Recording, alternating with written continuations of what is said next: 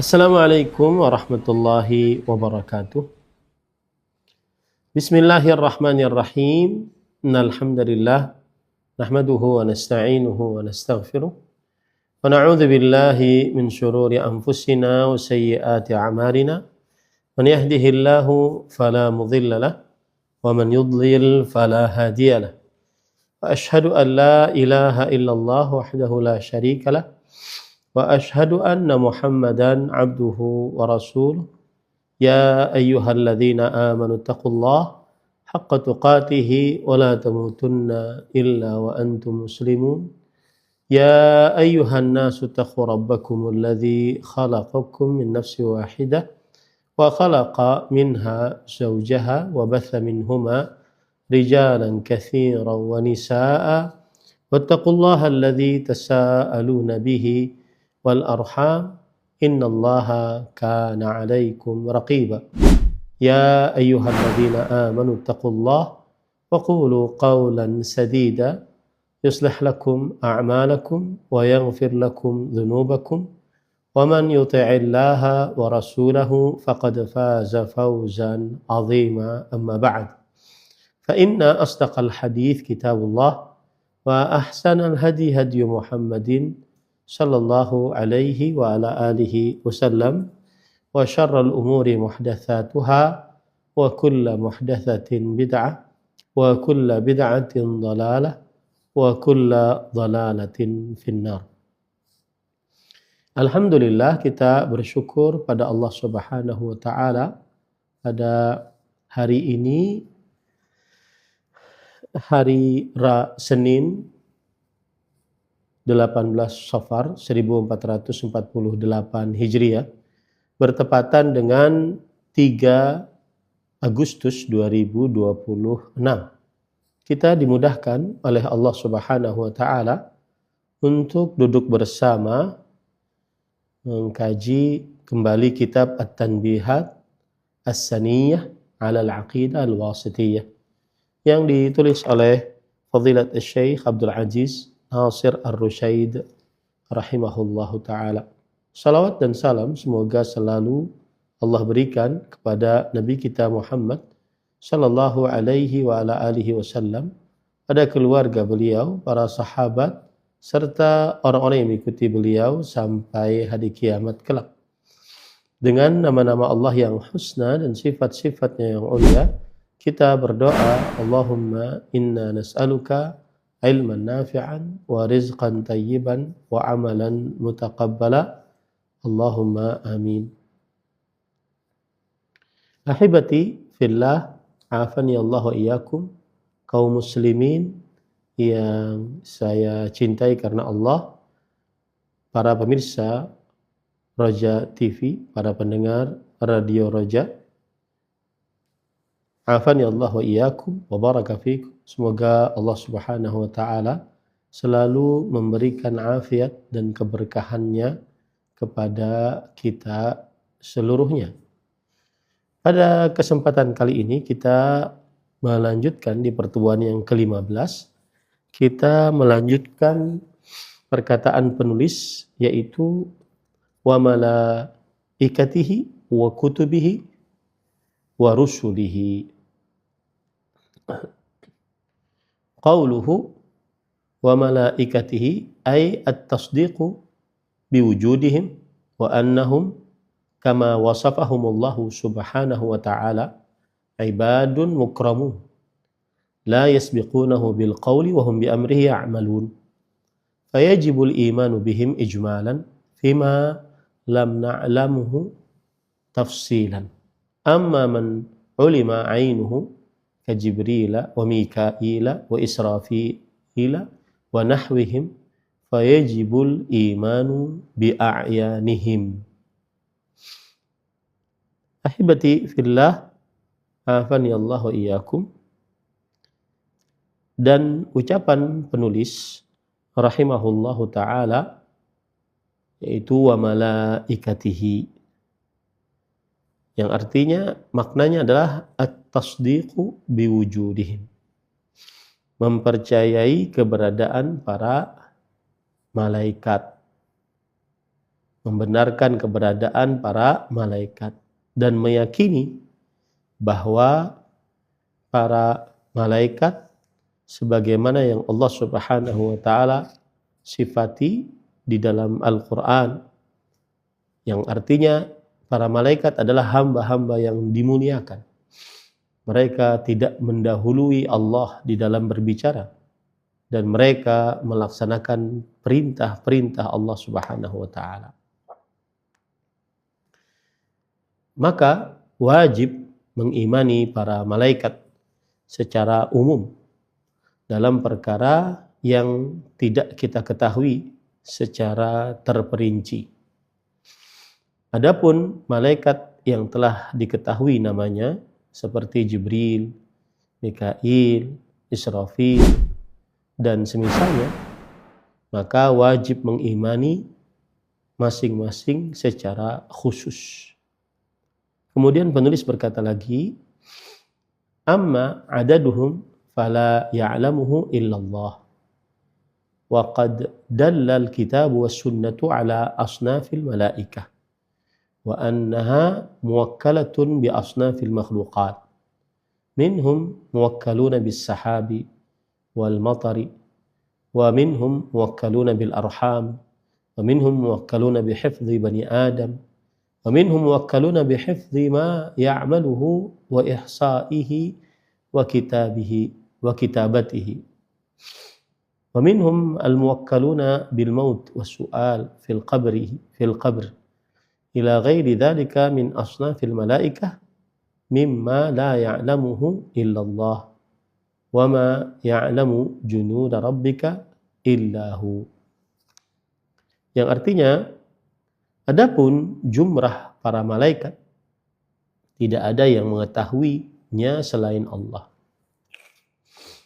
Al-Quran dan As-Sunnah telah menunjukkan adanya berbagai kelompok para malaikat dan bahwa mereka diberi tugas terhadap berbagai makhluk. Di antara mereka ada yang ditugaskan mengurus awan dan hujan. Ada yang ditugaskan mengurus janin dan dalam rahim. Ada yang menjaga anak keturunan Adam. Ada yang mencatat, menghitung, dan memelihara amal manusia. Serta ada yang ditugaskan mencabut nyawa dan mengajukan pertanyaan di alam kubur. Masih banyak jenis malaikat lainnya yang tidak diketahui selain Allah Subhanahu wa taala. Untuk hal ini Allah Subhanahu wa taala berfirman yang artinya, dan tidak ada yang mengetahui tebala tentara Allah Rabbmu kecuali Allah Subhanahu wa taala. Kemudian penulis berkata lagi, wa mimma taqaddama yu'lamu butlanu qawli man qala innal malaikah la uqula lahum faqad taqaddama anna minhum as-sufara'a bainallahi wa rusulihi wal muwakkalina bi asnafil makhluqat ila ghairi dhalika mimma tawatarat bihil adillatu min sifatihim wa ma kallafahumullahu bihi wa ma ja'at bihil adillah min ibadatihim al-'azimah wa khawfihim min Allah subhanahu wa ta'ala. Fahal yusaddiqu aqilun aw man shamma raihatal iman bima za'amahu hadha as-safih? La shakka anna hadha qawlun batilun musadimun li adillatil kitabi was sunnah. Yang artinya, dari penjelasan terdahulu diketahui batilnya pendapat orang yang mengatakan bahwa malaikat tidak memiliki akal. Telah dijelaskan bahwa di antara mereka ada yang menjadi utusan Allah dan para rasulnya, serta ada yang diberi tugas mengurus berbagai jenis makhluk. Dalil-dalil yang mutawatir juga menjelaskan sifat-sifat mereka. Tugas-tugas yang Allah bebankan kepada mereka ibadah yang mereka yang agung, serta rasa takut mereka kepada Allah Subhanahu wa taala. Apakah orang yang berakal, yang masih memiliki sedikit keimanan akan membenarkan anggapan orang bodoh tersebut? Tidak diragukan bahwa pendapat itu adalah kebatilan dan bertentangan langsung dengan dalil-dalil Al-Quran dan As-Sunnah. Baik, kita akan menjelaskan paragraf tentang beriman kepada para malaikat rahimahumullah alaihissalam. Para ikhwah yang dirahmati oleh Allah Subhanahu wa taala, kita akan jelaskan itu tadi dengan penjelasan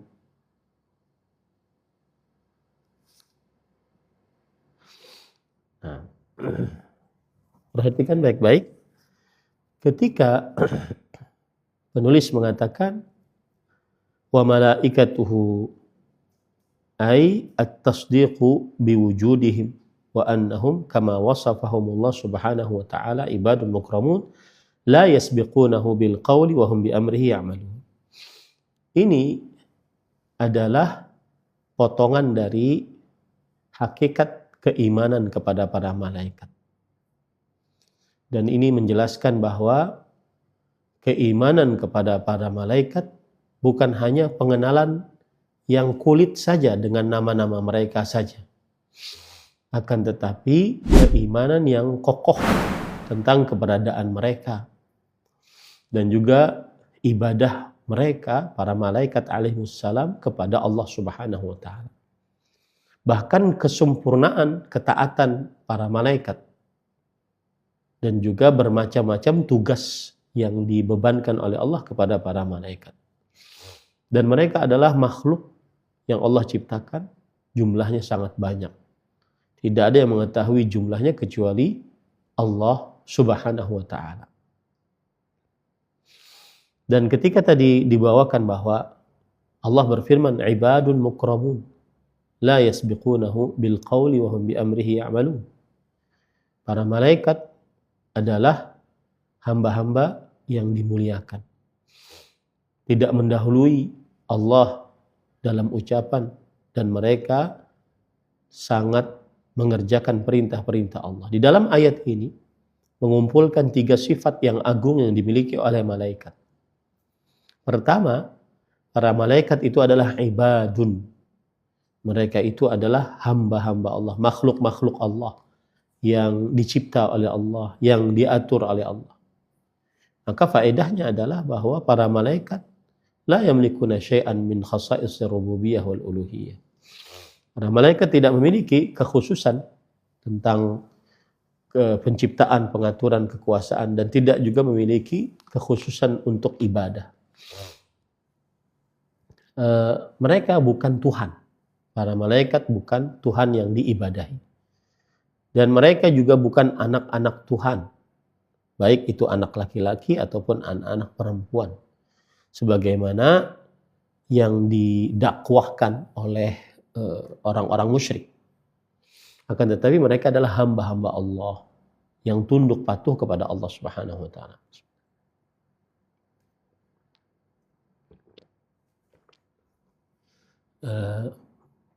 Dan sebagaimana firman Allah dalam Al-Quran, in kullun man fis samawati wal ard man fis samawati wal ard illa atir rahmani abda. Tidak ada siapapun yang di langit dan di bumi kecuali mendatangi Allah Subhanahu wa ta'ala dalam keadaan sebagai hamba. Maka di dalam ayat ini terdapat bantahan kepada siapa saja yang berlebihan terhadap para malaikat, atau berdoa kepada para malaikat, atau meminta pertolongan dalam keadaan yang sempit, istighatsah kepada para malaikat. Nah, ini adalah sifat yang pertama. Sifat yang kedua, mukramun, yaitu maksudnya adalah dimuliakan oleh Allah. dengan Allah dekat kepada mereka, kemudian Allah memuliakan mereka dengan ketaatan, Allah mensucikan mereka dari maksiat, Allah memberikan mereka kedudukan yang tinggi, Allah memberikan tugas-tugas yang mulia kepada mereka. Maka mereka ini adalah hamba-hamba Allah, tetapi mereka adalah hamba-hamba yang dimuliakan oleh Allah, yang tidak bermaksiat kepada Allah dan tidak keluar dari perintah Allah Subhanahu wa taala. Sifat yang ketiga, la yasbiqunahu bil qaul, yaitu maksudnya mereka tidak mengucapkan sesuatu sebelum diizinkan oleh Allah Subhanahu wa taala. Mereka tidak memberikan pendapat sama sekali kepada Allah Subhanahu wa taala. Mereka tidak menentang atas keputusan Allah Subhanahu wa taala. Mereka menerima atas keputusan Allah. Maka mereka sangat beradab kepada Allah Subhanahu wa taala. Maka ini menunjukkan kepada kesempurnaan peribadatan mereka kepada Allah Subhanahu wa taala. Maka mereka tidak berani mendahului Allah Subhanahu wa taala, baik dalam ucapan ataupun perbuatan. Kemudian juga sifat malaikat di dalam ayat tadi, wahum bi amrihi ya'malun, dan mereka mengerjakan perintah-perintah Allah Subhanahu wa taala. Ayat ini para ikhwan yang dirahmati oleh Allah sebutkan dalam surat Al-Anbiya ayat 27. Ayat 27. Jadi pada ikhwan yang dirahmati oleh Allah, mereka sangat mengerjakan perintah Allah Subhanahu wa taala. Mereka turun ke bumi dengan perintah Allah, mereka naik ke bumi dari bumi ke langit dengan perintah Allah, mereka menulis amalan-amalan hamba, menulis takdir dengan perintah Allah, mereka mencabut nyawa-nyawa dengan perintah Allah Subhanahu wa taala. Mereka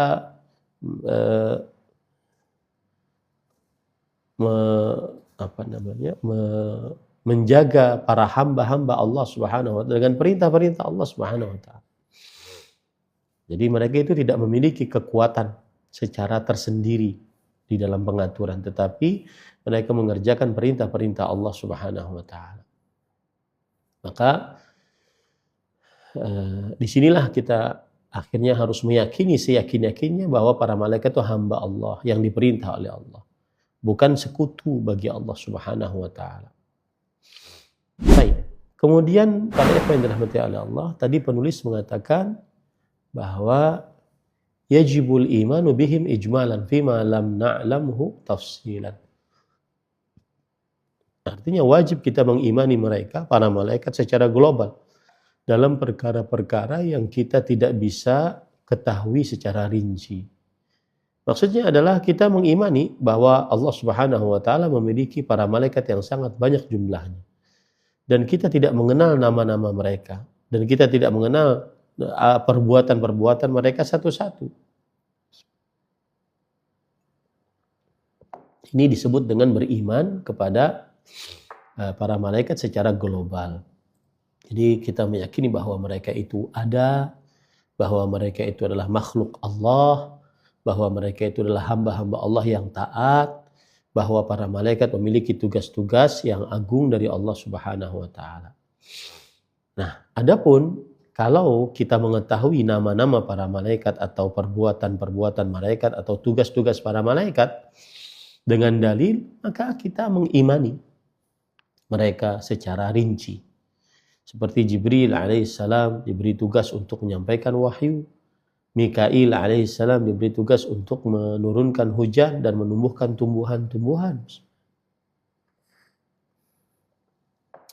Kemudian Israfil alaihissalam, beliau diberi tugas untuk meniup sangkakala. Kemudian malaikat maut diberi tugas untuk mencabut nyawa. Kemudian Malik, penjaga neraka, diberi tugas untuk menjaga neraka. Maka ini namanya beriman secara rinci. Jadi maksudnya adalah apa saja yang dikhususkan oleh dalil secara rinci, yaitu penyebutan nama-namanya, tugas-tugasnya, maka kita mengimaninya juga secara rinci. dan apa saja yang disebutkan oleh dalil secara global, maka kita juga mengimani secara global. Nah, kemudian penulis di sini mengatakan amma adaduhum fala ya'lamuhu illallah. Fala ya'lamuhu illallah. Adapun jumlah bilangan mereka maka tidak ada yang mengetahuinya kecuali Allah Subhanahu wa taala. Para malaikat jumlah mereka sangat banyak sekali. Tidak terhitung kecuali, tidak ada yang dihitungnya kecuali Allah Subhanahu wa taala.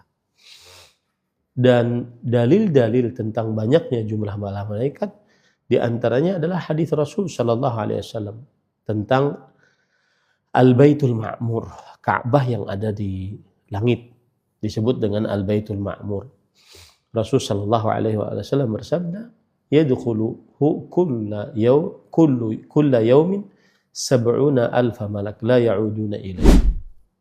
Yang artinya masuk ke dalam rumah Al-Ma'mur, Al-Baitul Ma'mur, setiap harinya 70.000 para malaikat. Tidak kembali kepadanya. Artinya setelah masuk tidak ada yang kembali kepada rumah tersebut. Masuk, kemudian masuk. Tidak ada yang kembali lagi gitu, keluar, nggak ada. Kalau seandainya masuk setiap hari 70.000 dan tidak kembali, ini menunjukkan akan banyaknya jumlah para malaikat, tidak ada yang bisa menghitungnya dari akal manusia. Oleh sebab itulah Allah Subhanahu wa taala menyebutkan tidak ada yang mengetahui tentara Rabbmu kecuali Allah Subhanahu wa taala. Nah, kemudian para malaikat alaihimus salatu wassalam bermacam-macam dan tugas mereka juga bermacam-macam. Jadi mereka bukan hanya mengerjakan satu tugas, tetapi Allah Subhanahu wa taala membagi-bagi mereka dengan tugas yang bermacam-macam. Dan setiap dari mereka mengerjakan tugas tersebut, apa yang diperintahkan oleh Allah kepada mereka. Nah, kemudian para malaikat salah satu tugasnya ada yang menjaga awan, menurunkan hujan. Di antara yang paling masyhur adalah Mikail. Ini menunjukkan bahwa turunnya hujan bukan gerakan secara tabiat tersendiri, akan tetapi itu dengan kekuasaan Allah dan juga pergerakan yang dilakukan oleh para malaikat alaihimus salatu wassalam. Ada tugas malaikat yang menjaga rahim, seperti di dalam hadis Abu Abdurrahman, hadis sahabat Nabi Abdullah bin Mas'ud radhiyallahu anhu, bahwa inna ahadakum yujma'u khalquhu fi batni ummihi 40 yawman nutfah. Sesungguhnya salah seorang di antara kalian dikumpulkan penciptaannya di dalam perut ibunya 40 hari sebagai nutfah, 40 hari sebagai alaqah, 40 hari sebagai mudghah. Nutfah percampuran mani dengan sel telur perempuan, kemudian alaqah segumpal darah, kemudian mudghah segumpal daging. Kemudian setelah itu diutus oleh Allah seorang malaikat. Yu'maru bi arba'i kalimat, diperintahkan untuk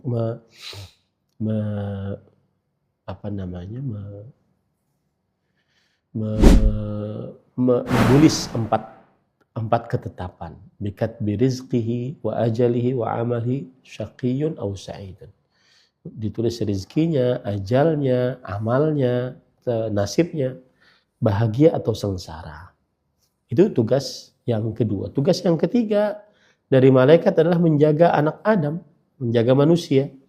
Sebagaimana firman Allah Subhanahu wa taala, lahu mu'aqqibatun min baini yadayhi wa min khalfihi yahfazunahu min amrillah. Yang artinya ia memiliki mu'aqqibat, malaikat yang menjaga dari depan, dari belakang, dan menjaganya dari karena perintah Allah Subhanahu wa taala. Maka dari para malaikat ada yang menjaga manusia dengan perintah Allah Subhanahu wa taala.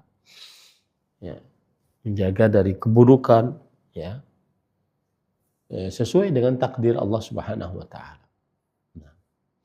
Kemudian ada juga malaikat yang menjaga menulis, ya. Sebagaimana firman Allah Subhanahu wa taala, menulis, menulis. Wa inna 'alaikum lahafidhin kiraman katibin ya'lamuna ma taf'alun.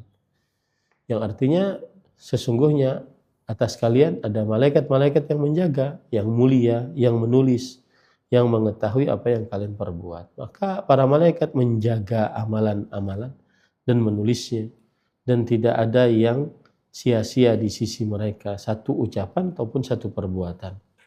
Nah, ini mewariskan kepada orang beriman selalu merasa diawasi oleh Allah, karena Allah Subhanahu wa taala mengetahui atas amalan-amalan seseorang, dan atas amalan-amalan seseorang tersebut semuanya tertulis.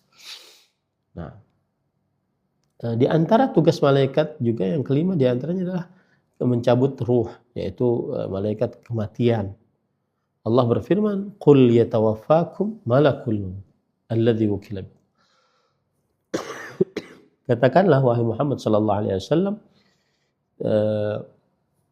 yang mewafatkan kalian adalah malaikat maut yang telah ditugaskan untuk kalian. Maksudnya di sini adalah para ikhwan yang dirahmati oleh Allah Subhanahu wa taala,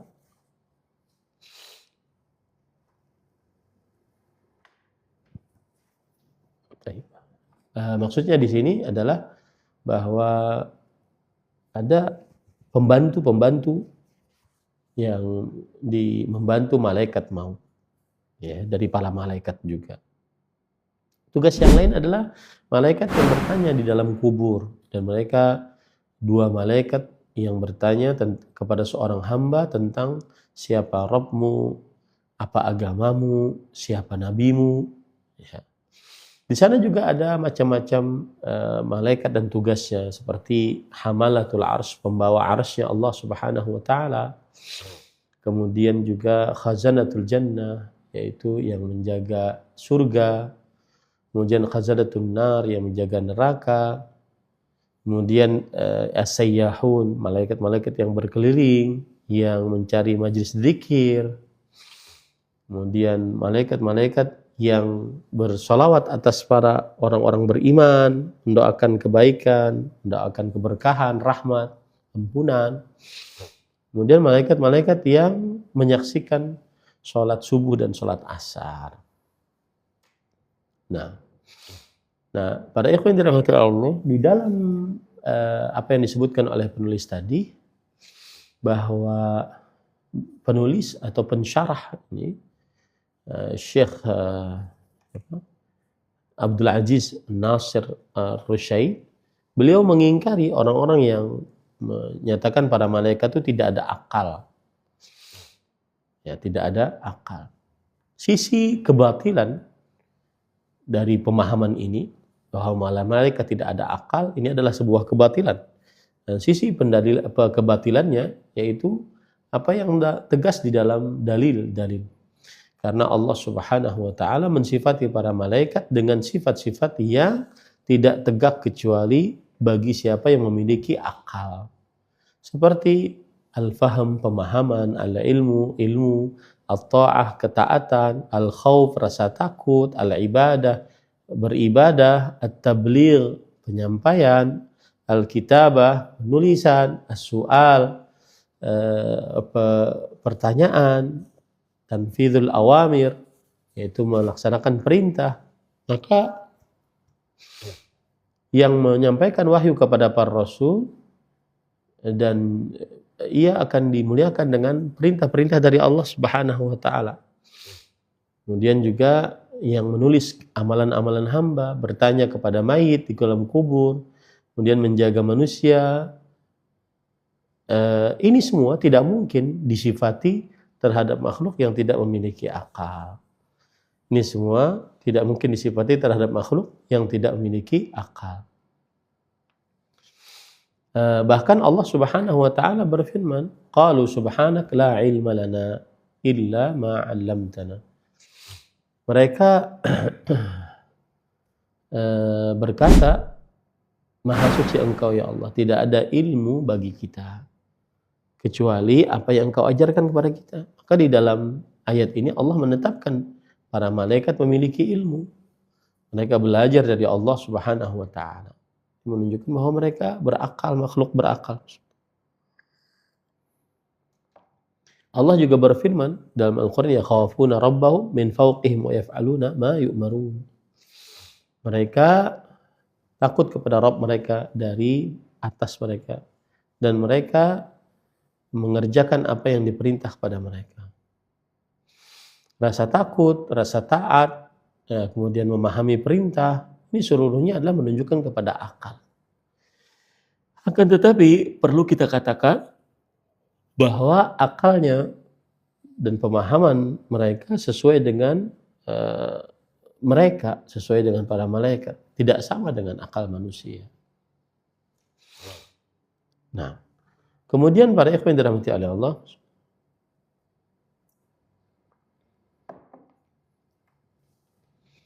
termasuk dari hal yang sangat agung yang Allah Subhanahu wa taala sifati untuk para malaikat adalah ibadahnya para malaikat.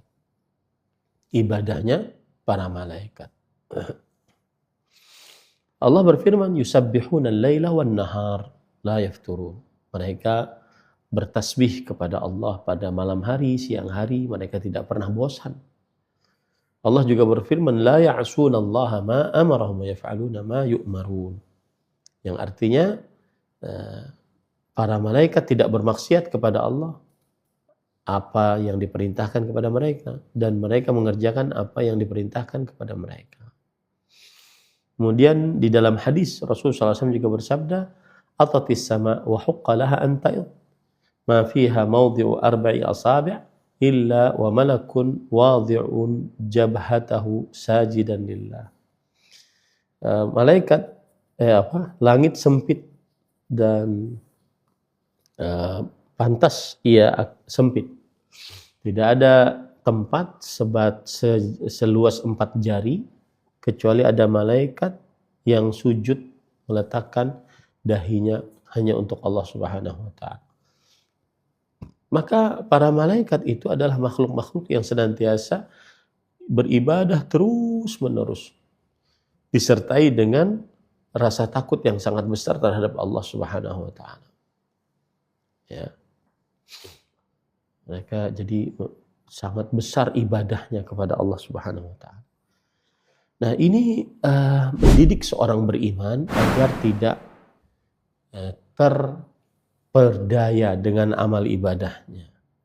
Apa maksudnya? Para malaikat disertai dengan ibadah mereka yang sangat besar-besar, mereka takut kepada Allah. Mereka takut kepada Allah. Bagaimana makhluk-makhluk Allah yang muqassir, yang meremehkan hal-hal tersebut.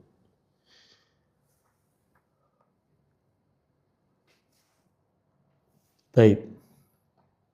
Para ikhwan yang dirahmati oleh Allah Subhanahu wa taala.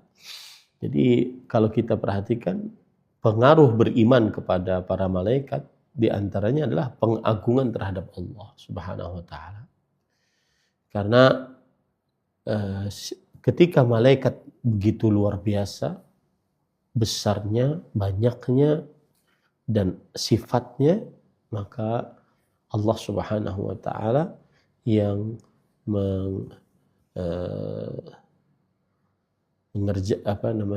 mengatur para malaikat tersebut. Maka kita wajib untuk mengagungkan Allah Subhanahu wa taala.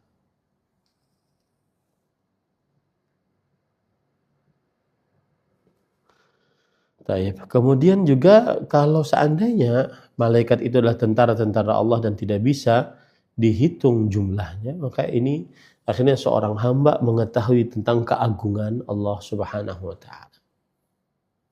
Nah, kemudian yang kedua, buah manis beriman kepada para malaikat adalah muraqabatullah, selalu merasa dijaga oleh Allah Subhanahu wa taala.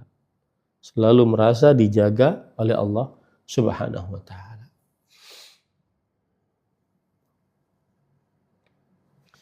Kenapa demikian para ikhwan dirahmati Allah Subhanahu wa taala? Karena keagungan tentara menunjukkan agungnya sang raja. Maka apabila apabila keberadaan malaikat tidak bisa dihitung, maka ini menunjukkan besarnya ilmu Allah Subhanahu wa taala. Besarnya ilmu Allah Subhanahu wa taala. Kemudian juga di samping itu buah manisnya adalah bahwa selalu merasa diawasi oleh Allah dalam amal ibadah. Jika seorang malaikat mengetahui dan meyakini bahwa jika seorang beriman meyakini bahwa ada para malaikat yang menulis segala sesuatu, ya, maka seorang hamba Allah Subhanahu wa taala harus malu dituliskan atasnya maksiat. Harus malu kalau dituliskan di dalam kitab sucinya maksiat. Kemudian yang keempat, buah manis beriman kepada para malaikat adalah mencintai ketaatan. Karena para malaikat menyukai ketaatan dan juga pelaku-pelaku ketaatan. Para malaikat mendoakan untuk orang-orang beriman. Yang kedua, yang selanjutnya adalah mencintai maksiat, membenci maksiat. Kenapa? Karena sebagian maksiat menyakiti para malaikat. Jadi mereka ini beribadah di berbagai macam tempat. Terakhir, buah manis beriman kepada para malaikat adalah tetapnya hati untuk mengimani hal-hal gaib. Tetapnya hati untuk mengimani hal-hal yang gaib. Nah, itu adalah paragraf tentang beriman kepada para malaikat. Nah,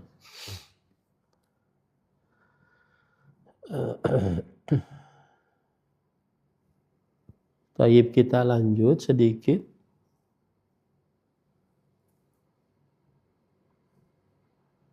Bentar. Kemudian penulis mengatakan di sini, ya.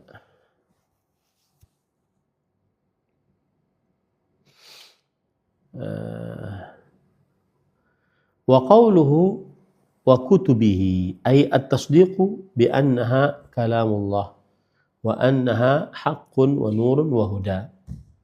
Fayajibul imanu bima sammallahu minha at-Taurat wal Injil, at-Taurah wal Injil wal Zabur, wa nu'minu bi anna lillahi kutuban anzalaha ala anbiya'ihi la na'rifu asma'aha wa adadaha illa Allah subhanahu. Qala ta'ala wa amana ar-rasul bima unzila ilaihi min rabbih wal mu'minun. Al-ayah wa ghairuha min al-ayat ad-dallah ala anna Allah takallama biha haqqan wa annaha unzilat min 'indih. Wa fi dhalika itsbatu sifatil kalami wal 'ulu. Nah, itsbatu sifatil kalami wal 'ulu. Amma al-imanu bil Qur'an wal iqraru bih wa ittiba'u ma fihi wa dhalika amrun zaid 'ala al-imani bi ghairihi minal kutub. Yang artinya ucapan penulis dan kitab-kitabnya. Maksudnya ialah membenarkan bahwa kitab-kitab itu merupakan kalam Allah, benar. Dan itu adalah cahaya dan itu adalah petunjuk. Wajib beriman kepada kitab-kitab yang telah Allah sebutkan. Yaitu namanya kitab Taurat, Injil, Zabur. Kita juga mengimani bahwa Allah memiliki kitab-kitab lain yang diturunkan kepada nabi-nabinya yang nama dan jumlahnya tidak diketahui selain Allah, oleh Allah Subhanahu wa taala. Nah, Allah Subhanahu wa taala berfirman, Rasul sallallahu alaihi wasallam telah beriman kepada apa yang diturunkan kepadanya dari Allah Subhanahu wa taala.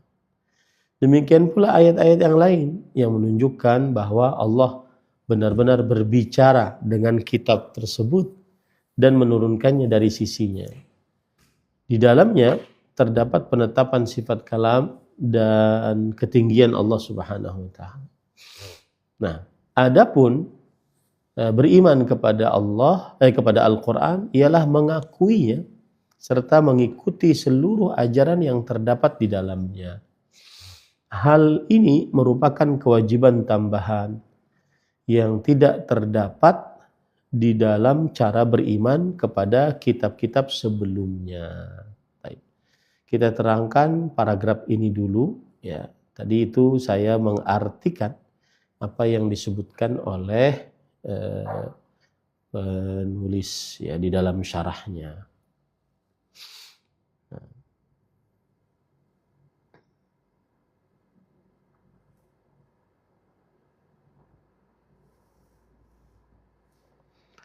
Baik.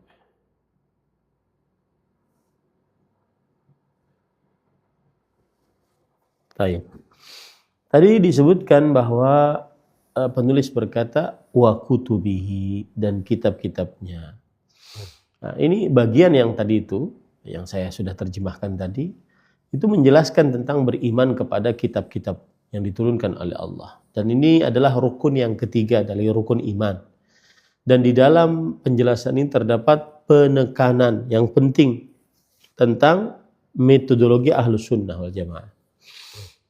Di dalam berinteraksi dengan wahyu, yaitu membenarkan sumbernya, mengagungkan isinya, dan mengikuti terhadap apa yang tersisa dari hukum-hukumnya, yaitu Al-Quran. Jadi membenarkan ayatnya, kemudian mengagungkan isinya, kemudian setelah itu mengikuti apa yang tersisa sebagai hak, sebagai pengambil keputusan.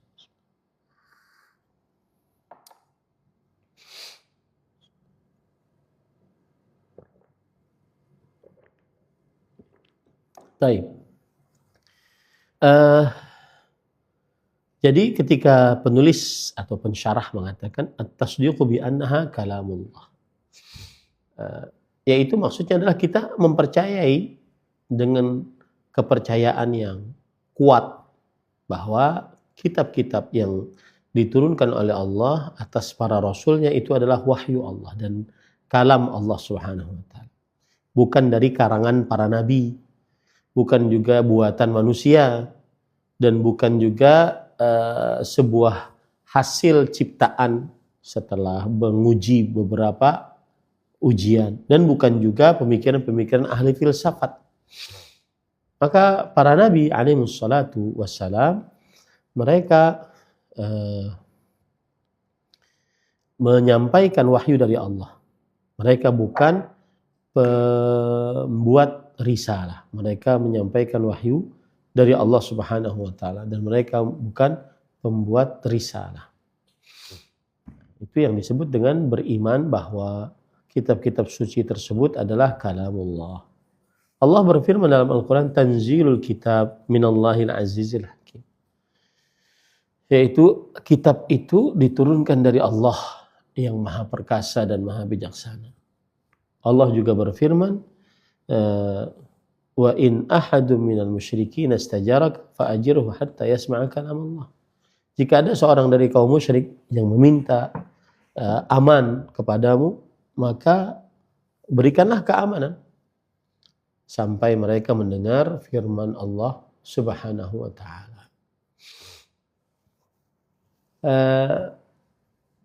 Maka Allah menamakan Al-Quran sebagai kalamullah. Dan ini adalah pokok dasar keyakinan Ahlus Sunnah wal Jamaah yang sangat dalam dan sangat sangat dalam dan sangat mendasar. Baik.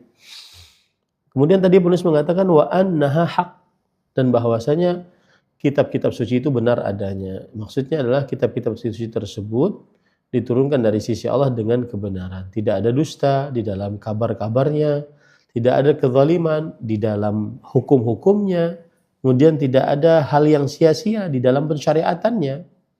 Nah, ini yang harus kita pahami baik-baik dan kita yakini. Ya, jadi kebenaran yang ada dalam kitab-kitab suci yaitu kebenaran di dalam sumbernya, karena sumbernya berasal dari Allah Subhanahu wa taala. Kemudian yang kedua, kebenaran di dalam isinya, kandungannya, karena kabar-kabar itu ada yang benar, kabar-kabar dalam Al-Quran seluruhnya benar, dan hukum-hukum yang ada dalam Al-Quran seluruhnya proporsional. Makanya Allah berfirman dalam Al-Quran, wa tammat kalimatu rabbika sidqan wa adla, dan telah sempurna kalimat Rabbmu dengan kebenaran dan proporsional. Para ahli tafsir mengatakan pada ayat tersebut, wa tammat itu ayat, wa tammat itu adalah ayat surat Al-An'am ayat 115. Surat Al-An'am ayat 115. Saya sedang membacakan ayat Al-Quran, bukan sedang berdusta di sini. Quran surat Al-An'am ayat 115. Ya. Wa tammat kalimatu rabbika sidqan wa adla. Dan kita nanti akan bertemu di kantarah orang yang saya bacakan Al-Quran kemudian menuduh saya berdusta.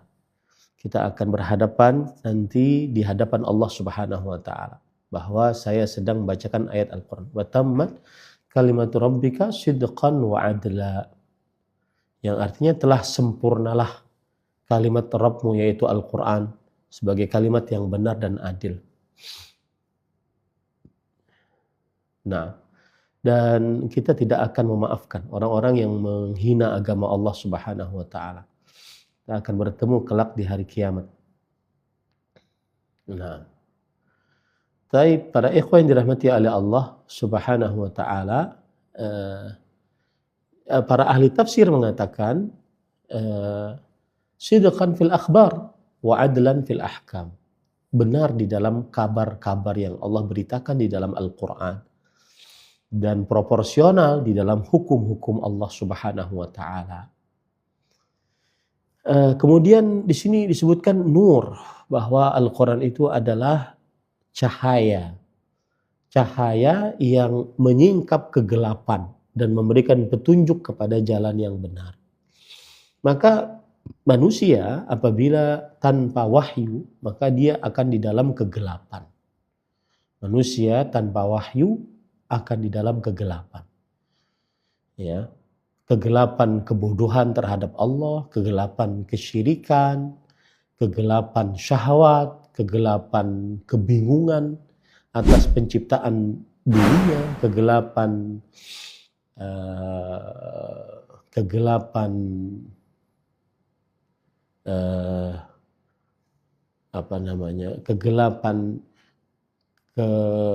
akhlak yang tidak benar, ya.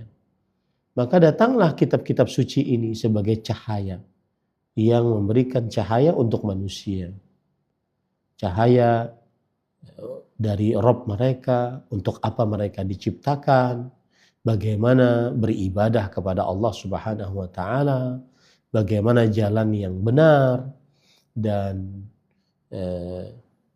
apa yang akan terjadi kepada mereka setelah kematian.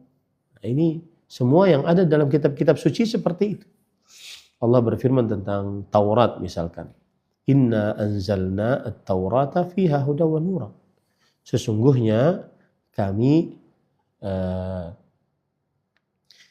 turunkan Taurat, di dalamnya petunjuk dan cahaya.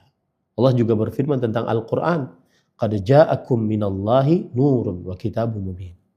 Telah datang kepada Allah Subhanahu wa taala, telah datang kepada kalian dari Allah cahaya dan kitab yang nyata, yang jelas. Kemudian hudan, di sini penulis mengatakan bahwa kitab-kitab suci itu penuh dengan petunjuk, yaitu petunjuk kepada akidah yang benar, ibadah yang benar, akhlak yang benar, muamalah yang proporsional, jalan menuju surganya Allah Subhanahu wa ta'ala. Akan tetapi mengambil manfaat dari petunjuk bukan hanya sekedar memiliki kitabnya atau bukan hanya sekedar membaca, bukan hanya sekedar membacanya, ya, tetapi dengan mempercayai kitab-kitab suci tersebut dan mengikuti ajaran kitab-kitab suci tersebut.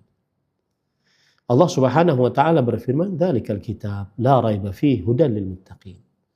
Itulah Al-Qur'an yang tidak ada keraguan di dalamnya sedikit pun, sebagai petunjuk bagi manusia, bagi orang-orang yang bertakwa. Al-Qur'an adalah petunjuk. Akan tetapi dia akan bermanfaat bagi siapa yang menerimanya dan tunduk patuh terhadap hukum-hukumnya.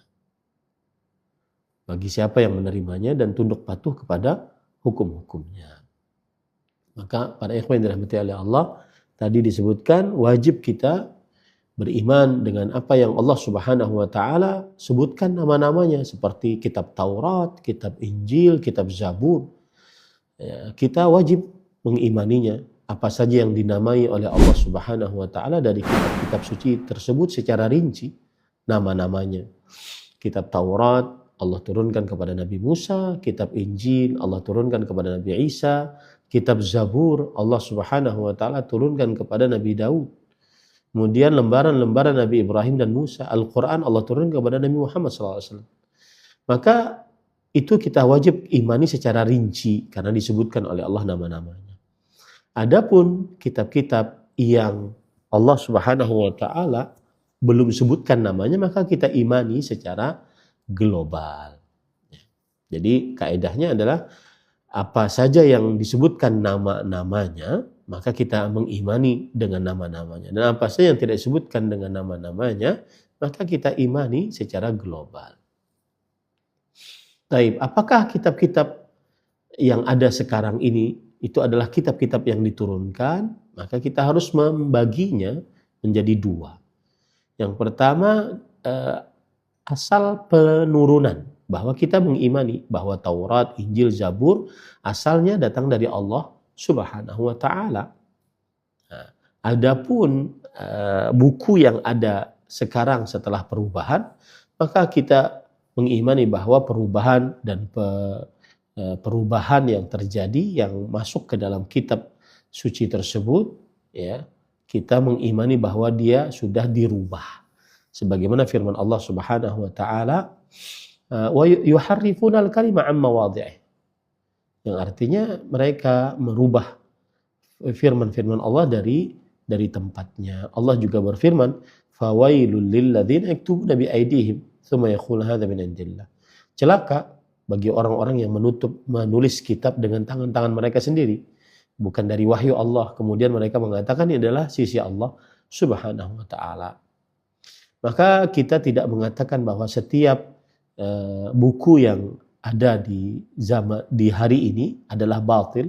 Kita tidak juga mengatakan seluruhnya benar, akan tetapi apa yang sesuai dengan Al-Quran kita katakan benar, dan apa yang menyelisihi Al-Quran kita menolaknya, dan apa yang tidak disebutkan oleh Al-Quran atau As-Sunnah maka kita tidak mempercayainya, tidak juga mendustakannya. Kemudian penulis membawakan ayat juga, amanar rasul bima unzila ilaihi min rabbihi wal mu'minun. Rasulullah sallallahu alaihi wasallam dan orang-orang beriman dengan apa yang diturunkan kepada Rasulullah dari Rabb-nya. Para ikhwan yang dirahmati oleh Allah Subhanahu wa taala, di dalam ayat ini terdapat beberapa perkara, bahwa Al-Qur'an diturunkan dari sisi Allah, dan bahwa Rasul sallallahu alaihi wasallam beriman kepada Al-Qur'an sebelum mengajak manusia untuk beriman kepada manusia, untuk beriman kepada Al-Qur'an, dan orang-orang beriman mengikuti mereka. Maka beriman kepada kitab-kitab suci bukan hanya perkara sejarah, akan tetapi dia adalah bagian dari hakikat keimanan. Kemudian juga di dalam hal ini kita harus meyakini bahwa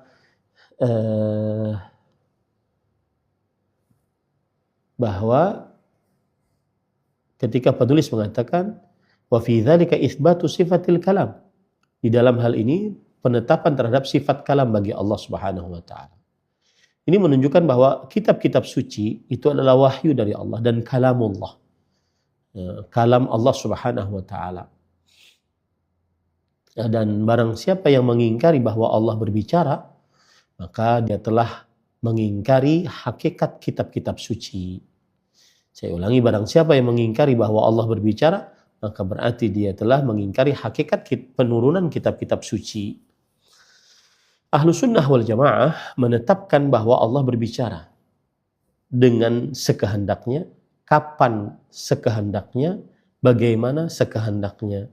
Berbicara dengan pembicaraan yang hakiki, yang sesuai dengan keagungan dan kemuliaan Allah Subhanahu wa taala. Dan tidak berbicara dan pembicaraan Allah atau kalamullah tidak seperti pembicaraan atau kalam makhluk Allah Subhanahu wa taala. Dalil yang menunjukkan hal ini adalah Allah berfirman, wa kallamallahu Musa taklima. Allah berbicara kepada Nabi Musa dan Allah tekankan lagi taklima, yang artinya adalah benar-benar berbicara.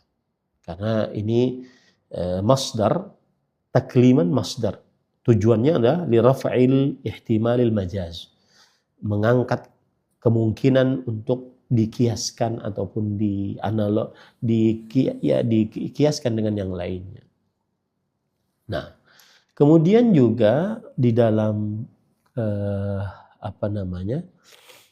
kita mengimani tentang kitab-kitab Allah Subhanahu wa taala, penulis mengatakan wa annaha unzilat min indih wa fi dzalika itsbat al-'ulu, bahwa kitab-kitab suci tersebut diturunkan dari sisi Allah dan itu terdapat penetapan al-'ulu, yaitu ketinggian Allah Subhanahu wa taala. Karena lafaz inzal atau tanzil ini menunjukkan bahwa wahyu turun dari Allah Subhanahu wa taala. Dan turun tidak terjadi kecuali dari atas. Allah Subhanahu wa taala berfirman, tanzilun min rabbil alamin. Ya, penurunan dari Allah Rabb semesta alam. Allah Subhanahu wa taala berfirman dalam Al-Qur'an, inna anzalnahu fi lailatul qadar. Sesungguhnya kami turunkan Al-Qur'an pada Lailatul Qadar. Maka di dalam hal ini terdapat penetapan tentang ketinggian Allah Subhanahu wa taala dengan ketinggian yang sesuai dengan keagungan dan kemuliaan Allah Subhanahu wa taala, dan disertai dengan ilmu pengetahuan Allah Subhanahu wa taala terhadap segala sesuatu. Baik. Para ikhwah yang dirahmati oleh Allah Subhanahu wa taala, kemudian penulis mengatakan, adapun al-mal imanu bil Quran fal iqraru bih wattiba'u ma fih. Adapun beriman kepada Al-Quran adalah menetapkan Al-Quran tersebut datang dari Allah dan mengikuti apa yang ada di dalam Al-Quran. Ya. Jadi para ulama mengatakan mengimani Al-Quran itu mengandung mempercayai kabar-kabar yang ada dalam Al-Quran, mengerjakan perintah-perintah yang ada dalam Al-Quran, menjauhi larangan yang ada dalam Al-Quran, berhukum kepada hukum-hukum yang ada dalam Al-Quran, membaca Al-Quran, mengagungkan Al-Quran, beramal dengan hal-hal yang jelas di dalam Al-Quran, menerima apa yang ada dalam Al-Quran, dan meyakini bahwa Al-Quran adalah menghapus dari apa yang merupakan syariat-syariat sebelum Al-Quran. Nah, ya, jadi bukan orang yang beriman kepada Al-Quran yang hanya sekedar membaca Al-Quran saja, bukan. Ya, kemudian dia menyelisih hukumnya, enggak seperti itu beriman kepada Al-Quran.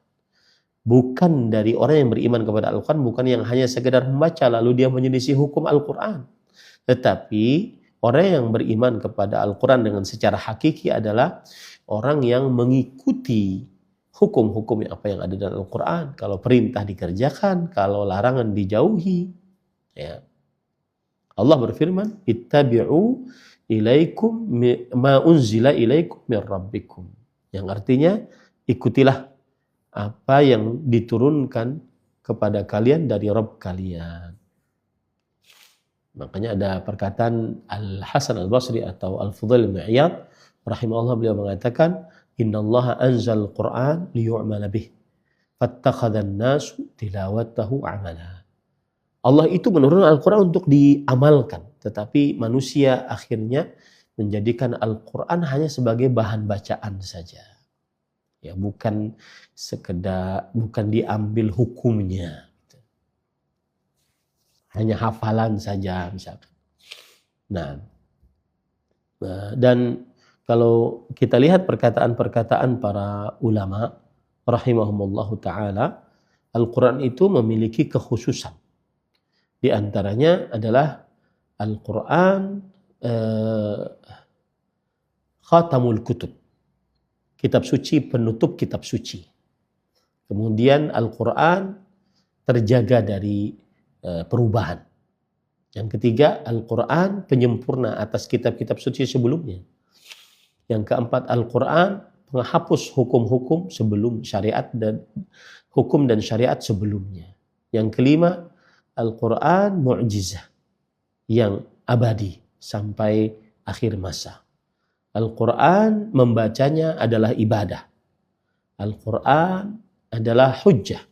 Hujjah itu maksudnya hukum yang merupakan alasan Allah Subhanahu wa ta'ala di hadapan manusia pada hari kiamat. Allah berfirman dalam Al-Quran akan hal ini, inna nahnu nazzalna dzikra wa inna lahu lahafizun. Sesungguhnya kami turunkan Al-Quran dan sesungguhnya kami akan selalu menjaganya. Kemudian juga Allah Subhanahu wa ta'ala berfirman, wa anzalna ilaikal kitaba bil haqq musaddiqan lima baina yadayhi minal kitab wa muhaiminan alaih. Dan kami turunkan kepada engkau Al-Quran dengan kebenaran, membenarkan apa yang ada pada kitab-kitab sebelumnya dan menyempurnakan atas kitab-kitab sebelumnya. Nah, itulah keutamaan Al-Quran. Ini para ikhwah yang dirahmati oleh Allah, karena waktu di Indonesia Tengah, Kalimantan Selatan mau mendekati waktu maghrib, mungkin pada pertemuan ini kami belum bisa menerima pertanyaan-pertanyaan, mohon maaf. Kita cukupkan dengan kafaratul majlis. Sallallahu Nabi Muhammad walhamdulillahirabbil alamin. Wassalamualaikum warahmatullahi wabarakatuh.